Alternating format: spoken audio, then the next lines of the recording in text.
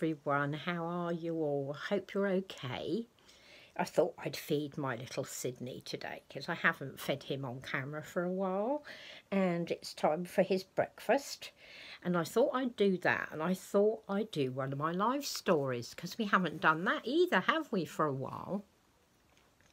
I changed Sidney into this lovely Petite Amy two-piece, and it's a very crisp cotton top with a pleat down the front of it, and it's white, and it's got like a bib that goes round the front of it, a little bit of detail, which is in blue, and 2 little blue buttons. Hope you're seeing that okay. I don't know what the light's like in here this morning. Hope you're seeing that okay. And it's got a little pair of blue pants, little shorts underneath it. He looks lovely, doesn't he? Very cool, bless him. We don't really need this blanket because it's so hot today, so I think I'll remove that. There we go. And just hold him in my arms like that. There he is, my sweet boy. Are you going to have your bottle, darling? Could have a bottle. And I thought I'd, tell you about one of the horrendous journeys that we had while I feed him. Because, of course, my husband and I were in the army, for the British Army, for 25 years, and we had some really horrible journeys to the things that my husband were posted to, the different places. Let's just check this. Oh, there we go, darling. There he is. There he is. Yeah, the very first time we were posted, of course, I was only a young girl of 18. I was totally naive. Excuse me, didn't know anything about going abroad. I'd never even been on holiday except down to see his parents in Cornwall, so didn't know anything about anything really. And I had a 3-month-old baby, and we'd only just moved into the house that the army had given us. We'd only been in there, I think, a couple of months, and I'd just fed my little boy, and I'd done a load of washing nappies, and I just hung them on the line, and they were blowing in the breeze. I love to see nappies, nice clean nappies blowing in the breeze in the garden, on the line. It's just nice. It's just lovely. And I'd just done that, and I put him into his little carry-cot pram, because it was like a little canvas carry-cot that you just put into a wire frame, or a metal frame, sorry, and was pushing him up to the shops to get something for lunch. And I met up with my husband, and he said, "We've been posted to Germany." And I just, pardon?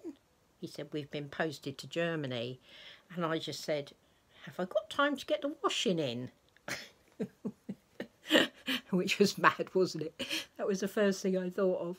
And he said, "Yes, of course, we're not going for a couple of weeks." So I said, "Oh." He said, "The thing is, I can't take you with me to start with. I'm going to have to go on my own. So you'll have to go back and live with your mum and dad for a little while until we get a house." And I said, "Oh, okay." So I wrote to my parents to make sure that was okay, and they said it was. And I ended up going back, living with them. And I'd only been there for a couple of days. I was just kind of settling in with the baby and getting used to a different routine. And my husband came back, and he said, "We've got a quarter, but we must go now, tomorrow morning." And I said, "Oh my goodness, how are we getting to Germany?" And he said, "Oh, well, we're going by train and coach and on the ferry." And I thought, oh, I'd never been on a ferry before, and I wasn't very good with travelling, but I had my travel sickness pills, and I thought, well, I'll just have to see how I go. But with a baby to look after, you know, I was very concerned about it anyway. The next morning we went to the local station. I said goodbye to my parents. I didn't know how long it would be before I'd see any of my family again. And we got the train to Victoria. station in London, because we were catching a coach there that was going to take us to Dover and then across to Ostend on the ferry. And we were going to get a new coach when we got to Ostend. Is that lovely, darling? He's enjoying that, aren't you? You're such a sweet boy. And so, yeah, we get the train to Victoria. Excuse me, I've got a dry old throat again this morning. And get the coach, and off we set to Dover. With a 3-month-old baby. It was pretty hard. But anyway, we got to the ferry and got on the ferry okay. But when we got to the other side in Ostend, which, oh, that was terrible. The coach that was supposed to pick us all up had broken down. So the lady who was looking after us all, she was making inquiries to see what we could do. Well, the only thing we could do was get on the trains. So we went from Ostend and we had to get to Munster in Germany. So we were going on all these local trains, you know, with our suitcases and stuff for the baby. And I was worried I was going to run out of milk for him. I had taken a couple of, I can't remember what I used to feed them now. But anyway, I had a couple of cans with me that you used to make up. And we'd had to get some hot water on the ferry to make his bottle up. They were very good on there. They were very good. Is that enough, darling? Let's just give you a burpee. Let's wipe your little mouth. There we go. Let's give you a little burpee. There you go. Oh, he's a sweet boy, aren't you? Let's put your bibby there. So yeah, they were very good on the ferry and everything, you know, giving you milk, giving you water. But I thought, well, if we're going to be travelling by train and that, how am I going to get hot water for the baby? So I was getting a bit worried about it all. We did manage to get some hot water from the station cafes and that, but it was a worry. Because I can't remember how many trains we got on.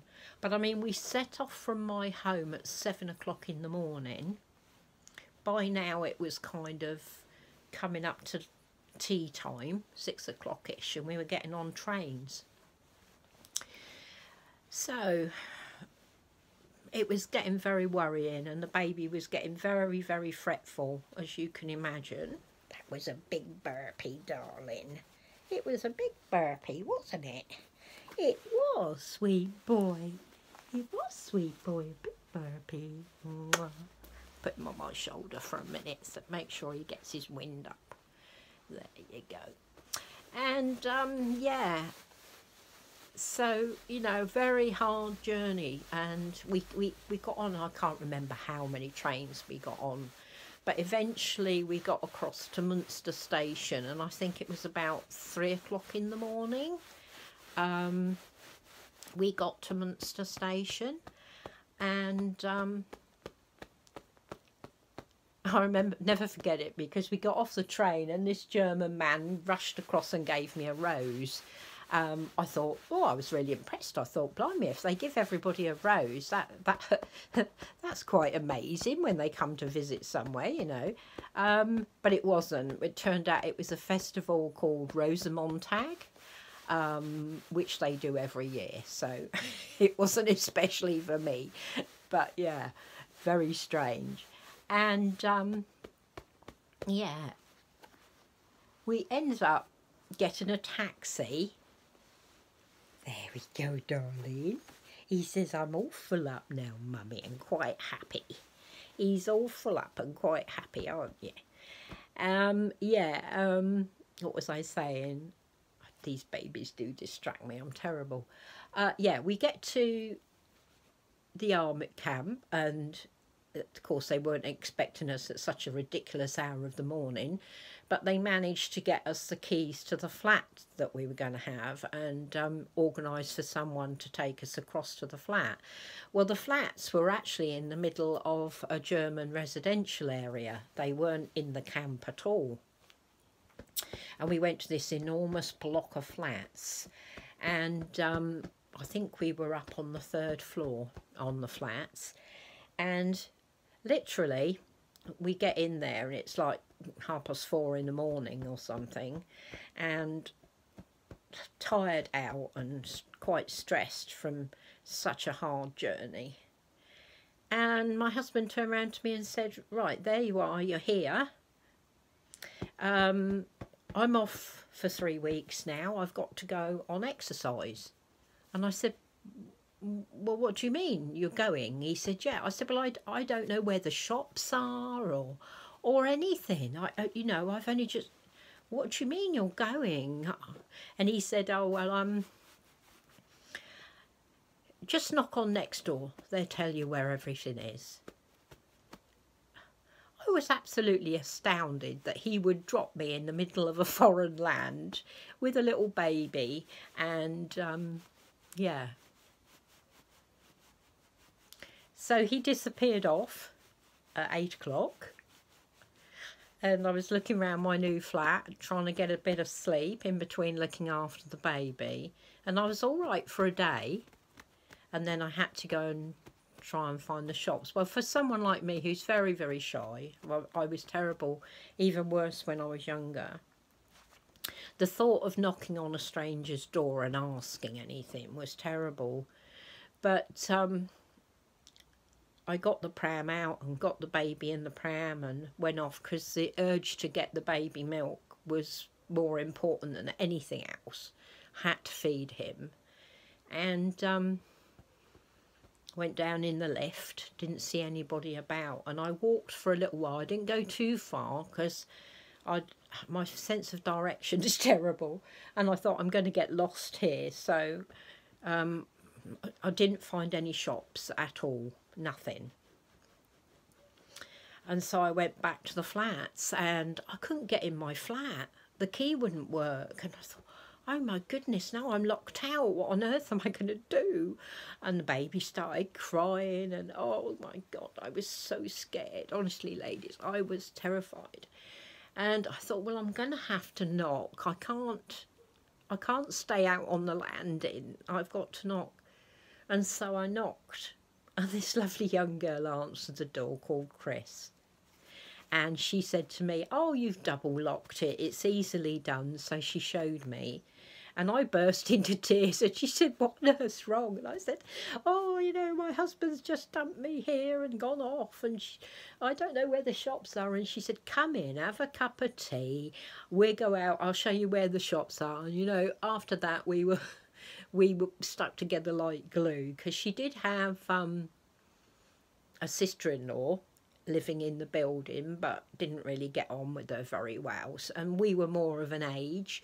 She had 2 little boys with only 9 months in between them, would you believe? And they were you know, one was 9 months old and one was 18 months old, so she had her hands full.